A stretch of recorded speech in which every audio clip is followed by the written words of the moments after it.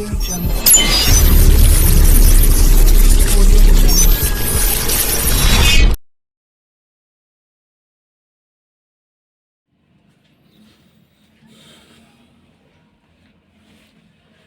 वालेकुम व्यूअर, मैं हूं डॉक्टर बिलाल अहमद राना और आप लोग देख रहे हैं हैंडसम माइंड टीवी चैनल।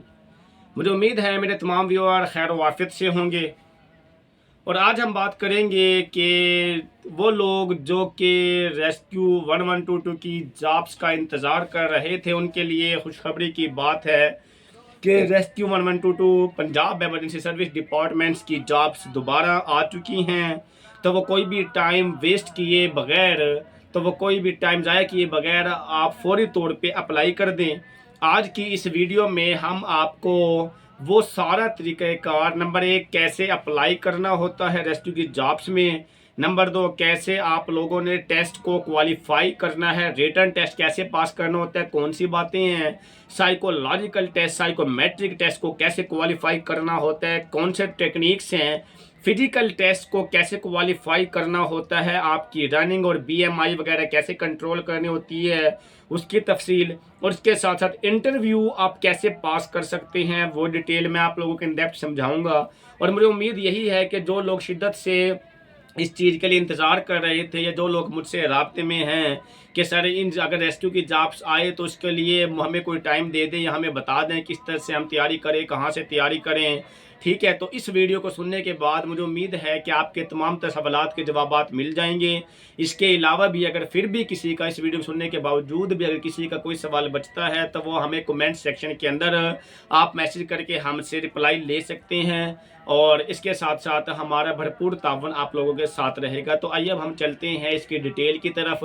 सबसे पहले फेज के अंदर मैं आप लोगों को सिर्फ इतना बताऊंगा कि रेस्क्यू 1122 की जॉब्स कितनी तरह की आई हुई हैं, कितनी तालीम वालों के लिए आई हुई है, कौन से स्केल वालों के लिए आई हुई है, किस सिटी के लिए आई हुई हैं और कैसे आप लोगों ने अप्लाई करना है। फिर आज ही की वीडियो थोड़ी लेंथी हो जाएगी लेकिन आपका फ़ायदा ज़्यादा हो जाएगा।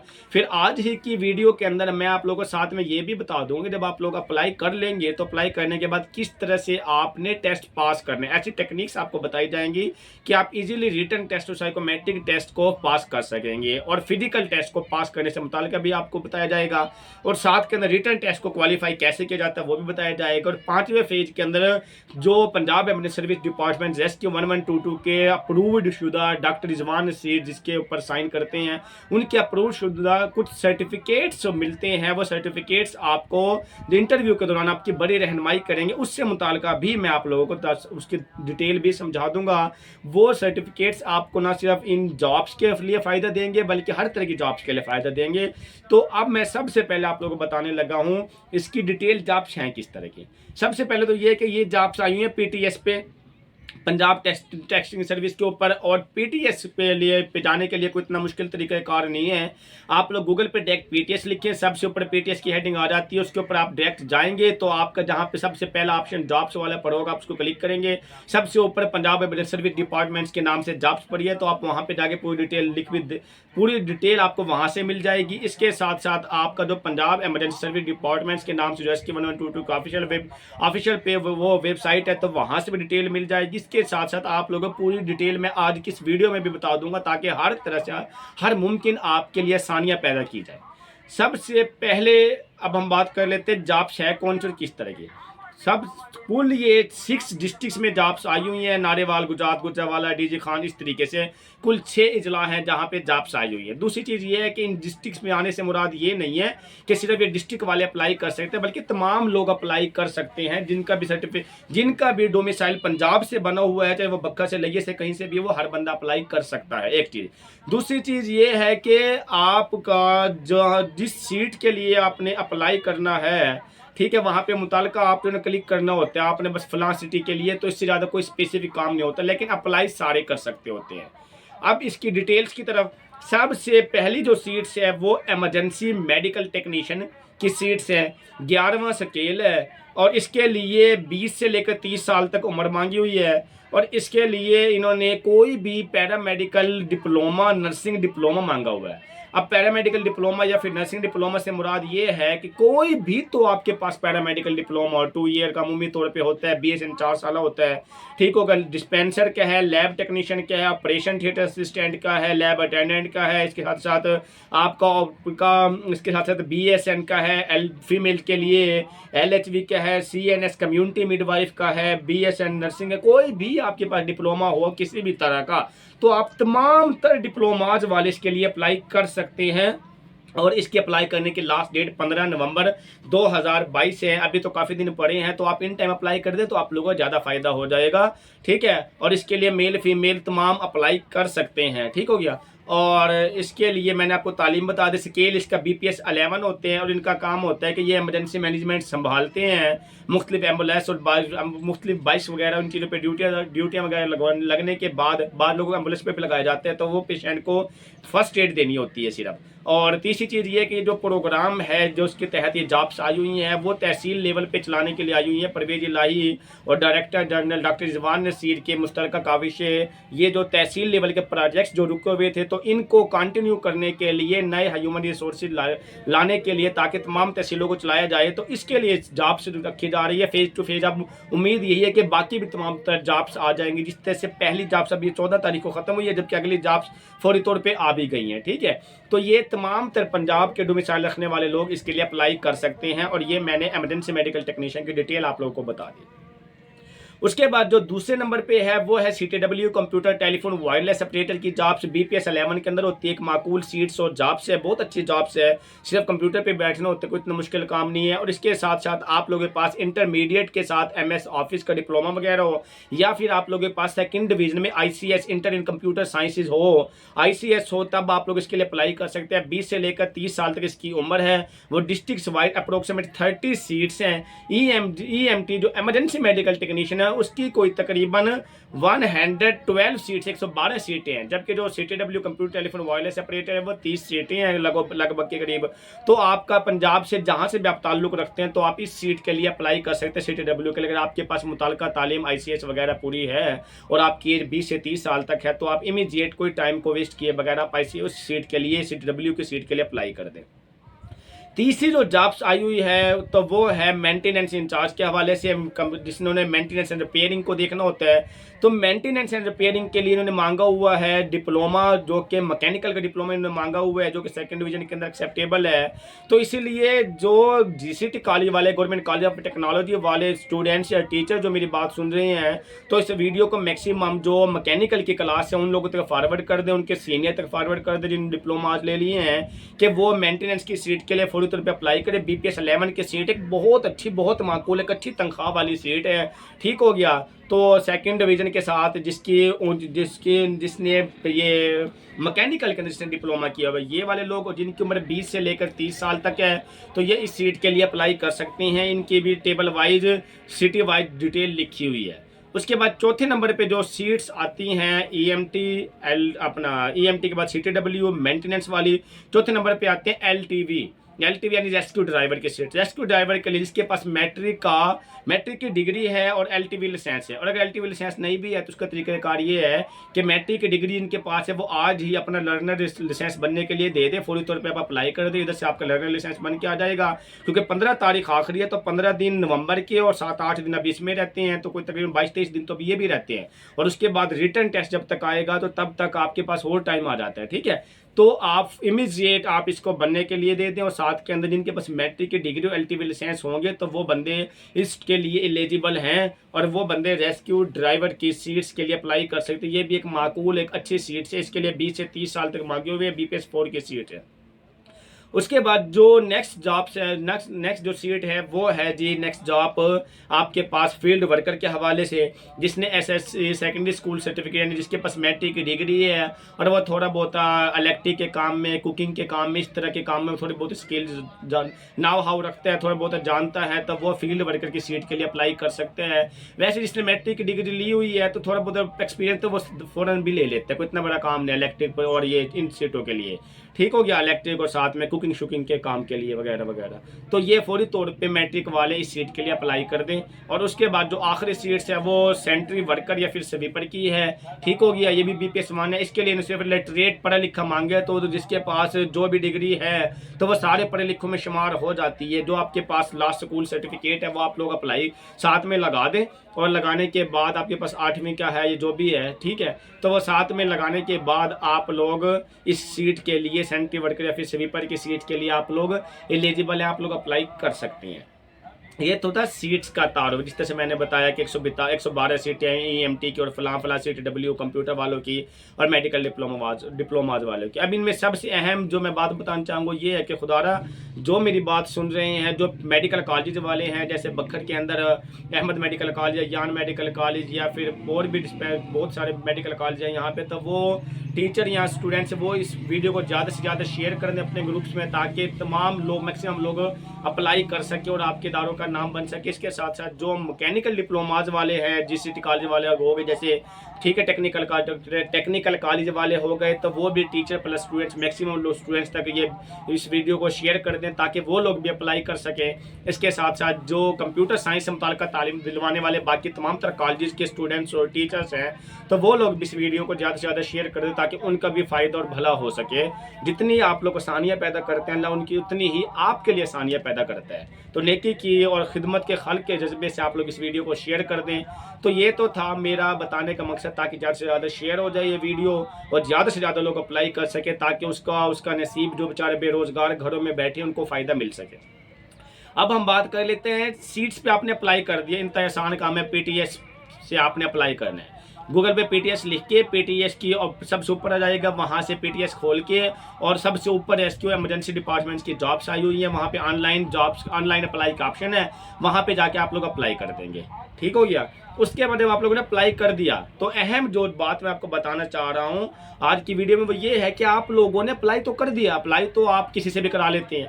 मेन चीज़ ये है कि आपने फिर क्वालिफाई कैसे करना है, रिटर्न कैसे क्वालिफाई करना है, साइकोमेट्रिक कैसे क्वालिफाई करना है, फिजिकल कैसे क्वालिफाई करना है, कौन सी चीज़ें होती हैं, कौन सी चीज़ें आपको आनी चाहिए। तो ये बातें आपको बताना लाजमी है, जिसके अंदर सबसे पहले रिटर्न टेस्ट की हम बात कर लेते हैं। देखिए रिटर्न दो तरह, पहले सब रिटर्न टेस्ट जो होगा, रिटर्न टेस्ट के अंदर जो EMT का रिटर्न टेस्ट है, इमरजेंसी मेडिकल टेक्नीशियन, इस इमरजेंसी मेडिकल टेक्नीशियन का जो रिटर्न टेस्ट है उसके अंदर जो आपके आते हैं सवालात, देखें इमरजेंसी मेडिकल टेक्नीशियन की सीट है तो आपसे मेडिकल से मुताल्लिक उन्हें पूछना है, जो भी आपने डिप्लोमा डिग्री ली हुई है, डिस्पेंसर, लैब टेक्नीशियन, जो भी, आप उन बुक्स को एक दफ़ा रीड करें, सबसे पहला काम, क्योंकि वो आपने बुक पढ़ के डिग्री ली है ना, ऐसे तो नहीं ली, ठीक है, तो वो बुक्स को पढ़ लें। इसके साथ साथ आप लोग उसको पढ़ने के साथ साथ आप लोग बेसिक्स, आपको बातों का पता होना चाहिए, फिजियोलॉजी और अनाटमी वाली बुक को पढ़ लें। अब अनाटमी वाली बुक्स यानी 11 सिस्टम्स हैं हमारे, उनके बारे में आपको पता होना चाहिए। हार्ट का system, brain system, 2 important system है, फिर बाकी जिस तरह किडनी का हो गया, यूरिनरी ट्रैक का हो गया, लंग्स सिस्टम हो गया, इस तरह से कुल 11 सिस्टम है। बोन्स की डिटेल हो गई, ये आपको बोन्स के नाम हो गए, जैसे ये रेडियस अल्ना होती है, ठीक है, जैसे टिबिया फेबुला होती है, इस तरह से बोन्स के नेम आपको पता होने चाहिए। फिर पल्स के नेम आपको पता होने चाहिए, कौन सी कैरोटिड पल्स है, कौन सी जो है ना क्या नाम है उसका दूसरी पल्स कहलाती हैं। इस तरह से ये आपको फिजियोलॉजी और एनाटमी से आपको आना चाहिए। तीसरे नंबर पे जो चीज़ है, आपको बेसिक्स मैनेजमेंट का पता होना चाहिए। बेसिक मैनेजमेंट से मुराद से CPR करना है, किसी को कार्डियोपल्मोनरी रिससिटेशन, तो CPR कैसे किया जाता है, किसी को चेस्ट को कैसे कंप्रेस करना है। वाइटल से मुताल्लिक आपको पता होना चाहिए, वाइटल्स में blood pressure, heart beat, sugar level, इसके साथ साथ रेस्पायरी रेट हो गया, conscious unconscious, subconscious level हो गया, ये 5-6 चीज़ें होती हैं जो वाइटल्स में आती है, ये चीज़ों को आपको पता होना चाहिए। बेसिक्स मेडिकल के पेशेंट को कैसे डील करते हैं, हाइपरग्लाइसीमिया, हाइपोग्लाइसीमिया शुगर से मुताल्लिक हो गया, हाइपो टेम्पर, लो टेम्पर, हाइपर और हाइपो टेम्परेचर के अंदर कैसे डील करना हो गया। इसके साथ साथ high blood pressure, low blood pressure को कैसे डील करना हो, कैसे मैनेजमेंट करना हो गया। ये जो 5-6 बेसिक इमरजेंसी है, इसके बारे में आपको पता होना चाहिए ताकि आप लोग ये डील कर सकें। इसके साथ साथ आपको RTA, रोड ट्रैफिक एक्सीडेंट्स के हवाले से आपको बेसिक्स, ब्लड कंट्रोल वगैरह और किस तरह से आपने बैंडेज करनी होती है, इसके बारे में आपको पता होना चाहिए। और साथ में थोड़ा बहुत टच आपको फायर की इमरजेंसी और वाटर की इमरजेंसी से मामूली सा टच आपके पास होता है, कोई सवाल कर वहाँ से आए तो वो भी आप लोग कर सकते हैं। तो यहाँ से जहाँ से मैंने बताया आप लोग यहाँ से तैयार कर सकते हैं। इसके अलावा भी कोई भी कन्फ्यूज़न आ रही हो तो आप मुताल्लिका डिपार्टमेंट्स के रेस्क्यू दफ्तर में जो रेस्क्यू एंड सेफ्टी ऑफिसर का जो विंग है जहाँ पे कम्युनिटी इंस्ट्रक्टर होते हैं, तो आप वहाँ से जाके भी रहनुमाई ले सकते हैं। ठीक हो गया था कि किस तरह से वहाँ से नोट्स वगैरह ले सकते हैं वगैरह वगैरह। तो ये तो हो गया एमरजेंसी मेडिकल टेक्नीशियन का किस तरह से रिटन टेस्ट आपने क्वालिफाई करना है। यहाँ से आप लोग तैयारी करेंगे जो मैंने बता दिया। उसके बाद दूसरा पेपर होता है साइकोमेट्रिक, इकट्ठे ले लिए जाते हैं। पहले रिटन क्वालिफाई किया, रिटन देने के फ़ौरन बाद आपको साइकोमेट्रिक का दूसरा पेपर दिया जाता है अमूमी तौर पे। साइकोमेट्रिक सारों का कॉमन है, इसीलिए साइकोमेट्रिक मैं तमाम का सिलेबस बताने के बाद एंड पे साइकोमेट्रिक की डिटेल आपको जनरली बता दूंगा, क्योंकि वो सबके एक जैसा होता है। तो अब हम बात कर लेते हैं CTW computer telephone wireless operator के लिए जिस सीट के लाइसेंस इन्होंने मांगा हुआ है। तो उसके लिए आपके पास कंप्यूटर का सफिशिएंट नॉलेज होना चाहिए, बेसिक्स कमांड्स का पता होना चाहिए, शॉर्ट कीज का पता होना चाहिए, जैसे कंट्रोल P कॉपी की कमांड है, control C cut, control G undo, इस तरह के शॉर्ट कीज का आपको पता होना चाहिए। इसके साथ साथ आपको कंप्यूटर से मुताल्लिका बाकी प्रोग्रामों का पता होना चाहिए, MS ऑफिस से मुताल्लिका MS Word, Excel, PowerPoint, Corel Draw, InPage, इन चीज़ों के बारे में आपको पता होना चाहिए। आपको कंप्यूटर की जो आपने बुक्स ICS के अंदर पढ़ी थी, तो वो आपने कंप्यूटर की बुक्स आपने दोबारा से पढ़नी है, तो वो बुक्स आपके पास आपने पढ़ के जानी है। इस तरह से आपका जो सिलेबस बनेगा वो कंप्यूटर से मुताल्लिक कंप्यूटर टेलीफोन वायरलेस ऑपरेटर वाले इस सीट को इस तरह से तैयारी कर सकते हैं। इनका जो रिटन टेस्ट है ये भी कॉमन, इसलिए मैंने बताया पहले कि मैं एंड पे बताऊँगा। उसके बाद तीसरे नंबर पे चीज़ आ जाती है मेंटेनेंस वालों की, डिप्लोमा ऑफ मैकेनिकल इंजीनियरिंग वालों की। तो मैकेनिकल इंजीनियरिंग का जो डिप्लोमा है तो फिर वो आप लोग इजीली आप लोग मैकेनिकल इंजीनियरिंग वाले जो आपने मैकेनिकल की बुक्स पढ़ी और जो मैकेनिकल से मुताल्लिका अहम चीज़ें हैं, तो वो वहाँ से आप लोगों ने DAE वाली जो आपकी प्योर मैकेनिक्स से मुताल्लिक है वो बुक्स आपको आनी चाहिए, वो वहाँ से आपने पढ़ के जाना है। फिर आपका जो रेस्क्यू ड्राइवर की सीट्स हैं, रेस्क्यू ड्राइवर के लिए कोई खातिर खा आपका स्पेशल स्किल्स तो है नहीं, बस ये है कि जाने से पहले आपको सिग्नल्स वगैरह क्लियर होने चाहिए, आपको राइट लेफ्ट बैठना क्लियर होना चाहिए, आपको गाड़ी के ऊपर कंट्रोल होना चाहिए। ठीक है, और ये चीज़ें आपको क्लियर हों, बस इसके अलावा आपकी कोई तैयारी नहीं बनती। और उसके बाद फील्ड वर्कर, सेंट्री वर्क, उसके अंदर जो मैंने बताया फील्ड वर्कर, उसके अंदर थोड़ा बहुत आपको कुकिंग का, बिजली से मुताल्लिक इन चीज़ों का पता होना चाहिए। सेंट्री वर्कर के अंदर तो कोई खातिर खास सवालात होते ही कोई नहीं है। ठीक है, तो वो नॉर्मल से ही कोई अपने सवाल वगैरह होते हैं। मेन चीज़ आपका है साइकोमेट्रिक टेस्ट। अब ये तो सिलेबस था सीट वाइज, हर सीट का अलग अलग। मैं मेन बात बताना चाह रहा हूँ साइकोमेट्रिक की तैयारी आप लोग कैसे करेंगे। साइकोमेट्रिक तैयारी के लिए आप लोगों को मैं बेसिक्स बातें बता देता हूं ताकि सारों का फ़ायदा हो जाए। नंबर एक बात तो ये कि कोई भी डिपार्टमेंट्स को कौन सा बंदा नफसियाती तौर पे फिट लगता है, जो बंदा उनके डिपार्टमेंट की नेचर के मुताबिक माइंड रखता हो। मसलन रेस्क्यू का महकमा है तो रेस्क्यू के महकमे के अंदर कैसे बंदा चाहिए होते हैं, हौसले वाला, दलेर, वो अपना हिम्मत वाला, साथ में करीज वाला, साथ में मेहनती, साथ के अंदर वो बुज़दिल ना हो। इसकी मिसाल ऐसे है कि एक जगह पे अगर इमरजेंसी हुई पड़ी है, हादसा हुआ पड़ा है, तो जिसको फियर है, फोबिया है, वाटर फोबिया, दूसरे फोबिया ठीक हो गया, तो वो तो खुद उसको चक्कर आके गिर जाएगा, तो वो क्या खाक काम करेगा। इसीलिए ऐसे महकमे के अंदर जितने भी बेल्ट फोर्स होते हैं उसके अंदर करेज, हिम्मत, हौसला, दलेरी, बहादुरी और मेहनती, दिल लगे अपना दिल के लगी के अपना लगन के साथ काम करने वाला, और ये चीज़ें चाहिए होती है। आपका कोई भी सवाल हो साइकोमेट्री का, तो इन बातों को दिमाग के अंदर रखें और उसके बाद आप सवालात को फिल करते जाएं। आपने डिपार्टमेंट्स की नेचर को क्या चाहता है डिपार्टमेंट आपसे, उस नेचर को दिमाग में रखना है और आपने फिल करते चले जाना है।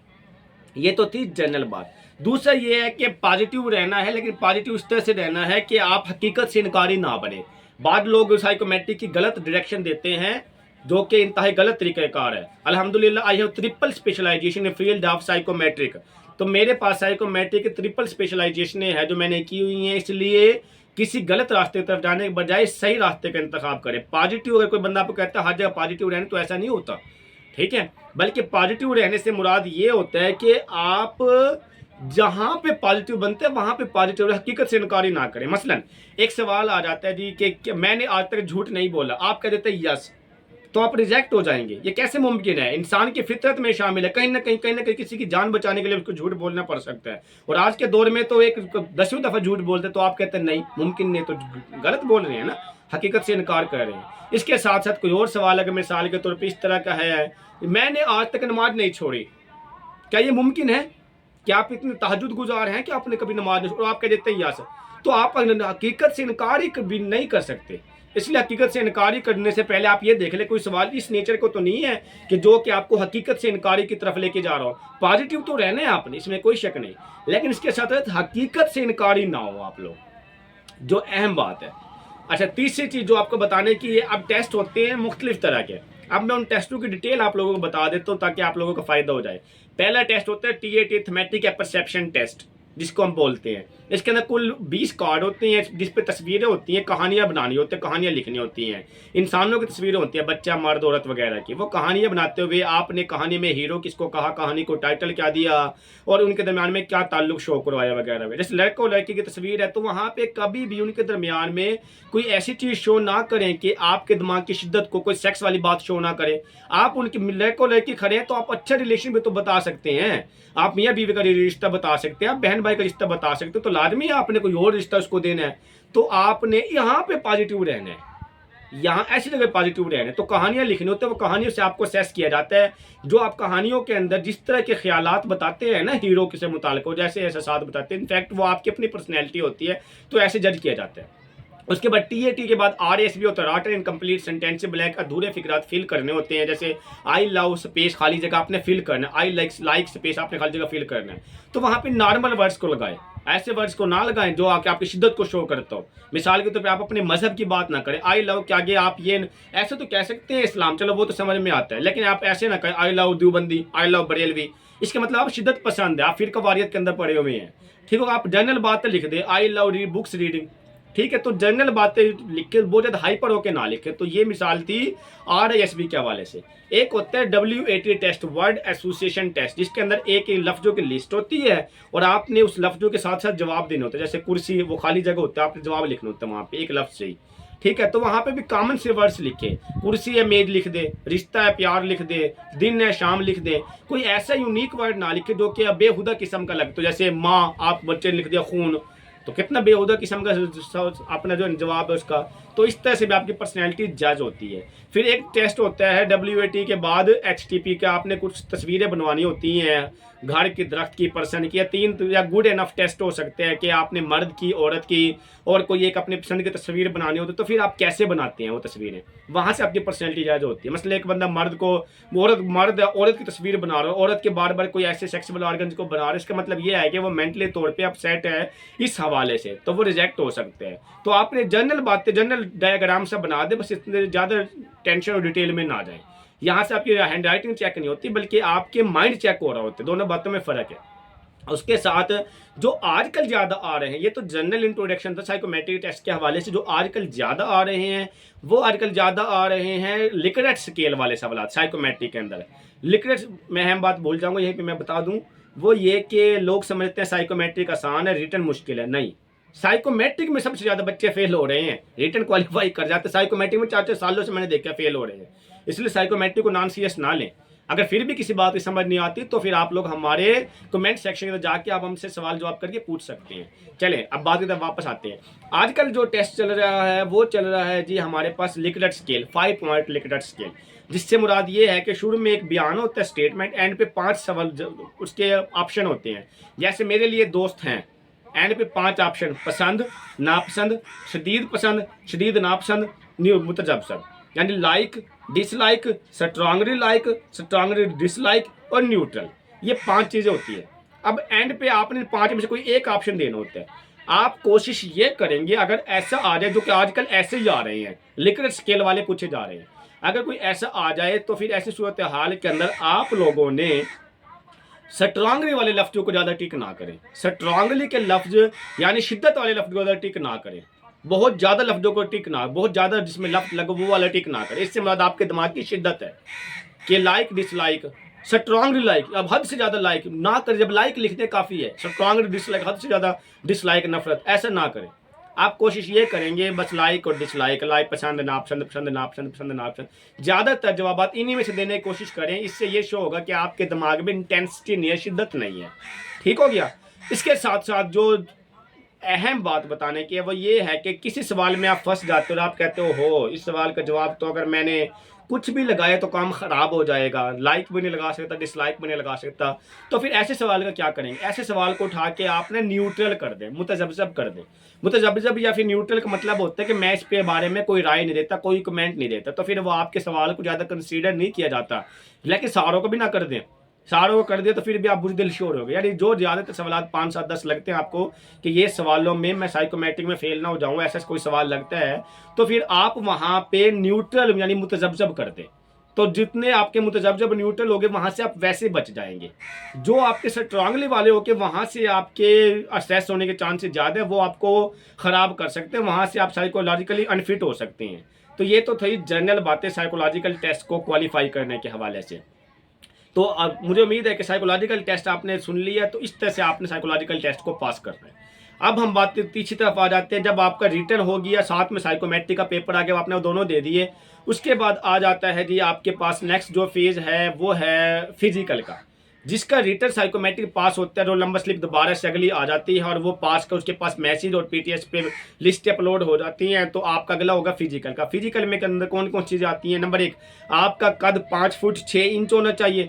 नंबर 2, आपकी चेस्ट 33 होनी चाहिए, जो कि इजीली हो, हर बंदे की तकरीबन 33 होती है। इक्का दुक्का होता है जो बिल्कुल सुक्की कांगड़ी हो, उसकी 33 नहीं होती, ठीक है। और इसके साथ साथ जी आपका कद, चेस्ट हो गया।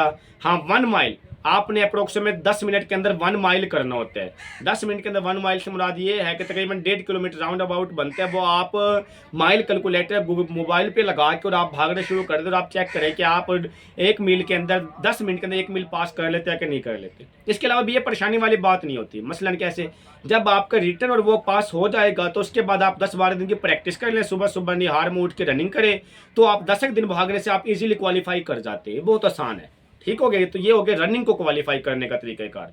और अहम चीज़ बच गए फिर पीछे आपकी जो बोलते हैं बीएमआई। बीएमआई है क्या? बीएमआई कहते हैं बॉडी मास इंडेक्स।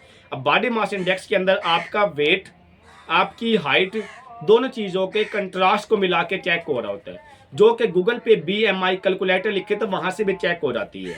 और जिसके मुताबिक कि अगर आपका बीएमआई 30 तक होगा तो आप एक्सेप्ट है।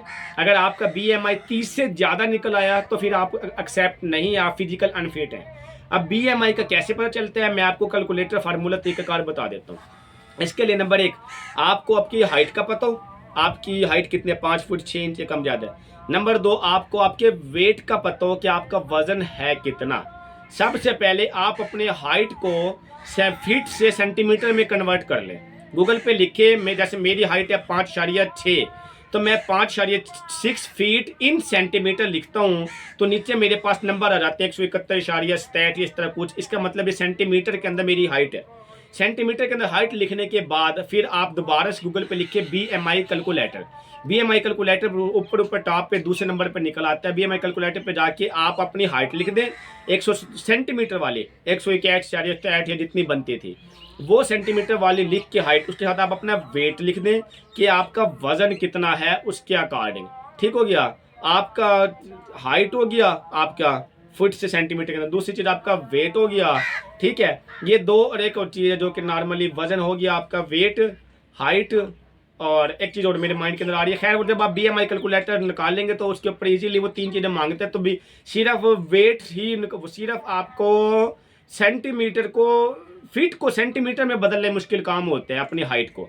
उसके साथ साथ आपको वेट वैसे पता होता है जी 65 किलो मेरा वेट है, ठीक हो गया, और हाइट आपने वहाँ से निकाल ली, तो आपका इस तरह से बॉडी मास इंडेक्स निकल आएगा। अगर आपका 20 से 30, अगर आपका 30 से कम निकलता है तो इसका मतलब आप बीएमआई के लिहाज से फिट है, और अगर आपका 30 से ज़्यादा निकलता है तो आप ओवर वेट में चले जाते हैं और ये आप अनफिट है। तो आप उसको भी कंट्रोल कर सकते हैं कि आप थोड़ा सा चले फिरे, रनिंग करें, तो आप इजीली बीएमआई को कंट्रोल कर जाते हैं। ठीक है, 10-15 दिन 20 दिन की प्रैक्टिस है। ये काम भी कब हो सकता है, जब रिटन टेस्ट को क्वालिफाई करने के बाद फिजिकल टेस्ट के लिए जो दरमियान का टाइम होता है, उस टाइम के अंदर आप अपनी रनिंग को भी कंट्रोल काबू कर सकते हैं और आप अपने बीएमआई को भी कंट्रोल कर सकते हैं इजीली।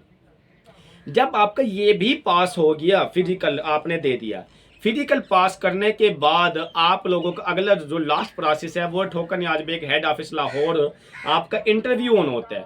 अब इंटरव्यू सबसे इंपॉर्टेंट चीज़ है इंटरव्यू के लिए कौन से लोगों को ज़्यादा सिलेक्ट करने के चांसेस होते हैं? नंबर एक, उसकी पर्सनैलिटी अच्छी हो, सूटेड बूटेड साफ सुथरे, 2 पीस वगैरह टाई शाई लगी हुई हो, ठीक हो गया। कोई भी आप अच्छा 2 पीस पहन ले, जूते आपके पॉलिश किए हुए हों, बाल आपके कटे हुए हों, फौरी कट करा ले तो और अच्छे लगते हैं, खूबसूरत लगती हैं, ठीक हो गया कि इसको पहले से डिसिप्लिन का पता चलता है, ठीक है। और इसके साथ साथ जो अहम चीज़ मैं अब बताने लगा वो ये है कि आप लोगों के पास रेस्क्यू से मुताल्लिक़ पहले से सर्टिफिकेट होना चाहिए। अब आप कहेंगे सर वो सर्टिफिकेट कैसे मिलेगा रेस्क्यू से मुताल्लिक़? इसके लिए आप लोग मेरे इसी चैनल पर लिखेंगे कि RCC rescue cadets corps installation and registration process, या आप यूट्यूब पे डायरेक्ट लिख दें कि RCC rescue cadets corps installation by doctor Bilal Ahmed Rana या एट हैंडसम माइंड। जब आप इतना लिखेंगे तो RCC वाली एक वीडियो निकल आएगी, छोटी सी वीडियो। उस वीडियो को देख के आप लोग ऑनलाइन RCC को आप लोग प्ले स्टोर से इंस्टॉल करके वहाँ से सर्टिफिकेट इजीली ले सकते हैं। दूसरा है PLS Pakistan life saver, Pakistan life saver program, ये दूसरा सर्टिफिकेट है। तो ये सर्टिफिकेट भी आप लोग इजीली ले सकते हैं। इसके लिए भी आप लोग PLS Pakistan life saver by doctor Bilal Ahmed Rana YouTube पे डायरेक्ट लिखे, या मेरी ही वीडियोज़ के नीचे पर है पाकिस्तान लाइफ सेवर, तो वहाँ से जाके आप लोग उस वीडियो को सुन के आपको सारा कुछ समझ में आ जाएगा कि सर्टिफिकेट आपने कैसे लेना है। तो आपके पास या तो पाकिस्तान लाइफ सेवर का या फिर RCC रेस्क्यू कैडेट्स कॉर्प्स का, या कोई ना कोई 1 2 3 4 कोई ना कोई आपके पास सर्टिफिकेट होने चाहिए। 1 है, 2 है, 3 है, वो इजीली मिल जाते हैं। और वो सर्टिफिकेट लेने का आपको एक और फ़ायदा भी है। नंबर 1, वो सर्टिफिकेट आपको किसी भी जॉब में अप्लाई करते हुए फ़ायदा भी देंगे। नंबर 2 ये कि वो सर्टिफिकेट आपको किसी भी जॉब में अप्लाई करने का फ़ायदा देने के साथ साथ जो दूसरा बड़ा फ़ायदा होगा उसका, वो दूसरा बड़ा फ़ायदा ये होगा कि वो इसके अंदर आप लोग जो वीडियोज़ बनी बनाई होंगी यूट्यूब पे, जो उन एप्लीकेशन के मुताबिक आप चलोगे, जब उसको वीडियो को सुन लोगे, तो जब आप RCC इंस्टॉल कर लोगे अपने प्ले स्टोर से, तो वहाँ पे उसके अंदर ही ऑप्शन आएगा कुछ वीडियोज़ का कि उसके अंदर इमरजेंसी कैसे डील करें, तो वो भी आपको डील करना आ जाएगा और वहाँ से कुछ सवालात बन जाते हैं जो पेपर में आ जाते हैं। तीसरा बड़ा फ़ायदा ये होगा कि आपके ये सर्टिफिकेट ना सिर्फ रेस्क्यू के लिए बल्कि कोई भी बेल्ट फोर्सेज है, कहीं पे भी आप जॉब के लिए अप्लाई करते हैं या किसी भी तरह की इंतजामी अमूर से मुताल्लिक़ आप अप्लाई करते हैं, तो उन डॉक्यूमेंट्स के डॉक्यूमेंट्स में साथ लगा के वहाँ पे भी आपका इस्तेमाल हो जाएगा। तो इसीलिए इंटरव्यू पास करने के लिए आपकी अच्छी पर्सनैलिटी लेने से लेकर और साथ में आपके पास सर्टिफिकेट होना, ये 2 चीज़ें लाजमी हैं, ठीक हो गया। अगर फिर भी आपको किसी बात की समझ नहीं आती तो आप कमेंट सेक्शन के अंदर जाके मुझसे पूछ सकते हैं कि सर हमने इस सर्टिफिकेट को कैसे लेना है, तो वो फर्दर हमें गाइड कर दे। तो वहाँ से भी मैं आप लोगों को गाइड कर दूँ कमेंट सेक्शन के अंदर जाने के बाद, तो वहाँ से भी आप लोग इस सर्टिफिकेट ले सकते हैं। इंटरव्यू में बस ख्याल ये रखना होता है कि जितना आपसे पूछा जाए आप उतना बताएं, उससे ज़्यादा बताने की कोशिश ना करें। जितना ही फिक्र बोलेंगे तो आप अच्छे रहेंगे, ज़्यादा बोलेंगे तो फंस भी सकते हैं, ठीक हो गया। तो इसीलिए उतने ही बोलने का, किसी पर एक्स्ट्रा एफिशिएंसी वर्क है और हालात नॉर्मल और हंस के आपसे बात करें तो फिर बेशक बता दें, वरना रूटीन वाइज ऐसा नहीं होता कि जितना आपने बोला उससे ज़्यादा आप बताएं, वो आपका गलत इंप्रेशन चला जाएगा, ठीक हो गया। तो ये है इसको पास करने का तरीक़ाकार। मुझे उम्मीद है कि ये वीडियो देखने के बाद आप लोग हर चीज़ को समझ चुके होंगे, और मैं उम्मीद भी यही करता हूँ कि इस वीडियो देखने के बाद आप सिर्फ अपनी मदद ना करें, खुदारा इस वीडियो को आगे शेयर करें जो बेरोज़गार लोग घरों को बैठे हैं, ताकि वो लोग भी अप्लाई कर सकें। एक अच्छी जॉब है, अच्छा मौका है, बेरोज़गारी आम है, ताकि तमाम लोगों का फ़ायदा और भला हो सके और मैक्सिमम लोग इसके ऊपर अप्लाई करके अपने लिए जॉब हासिल कर सकें। और मेरे लिए एक ये है कि दुआ, मैं आप लोगों की ताकि दुआ के अंदर शामिल हो सकूं कि किसी ने हमारी हेल्प की थी। तो अगर ये वीडियो आपको अच्छी लगी तो काइंडली ज़्यादा से ज़्यादा शेयर करें। इसके साथ ही आप हमारे चैनल को लाइक करें, सब्सक्राइब कर दें, बेल आइकन को दबा दें ताकि बर वक्त आप लोगों तक हमारी तमाम वीडियो मौसूल हो। आप अपना ख्याल रखिएगा, इजाज़त दीजिएगा, अल्लाह हाफिज़।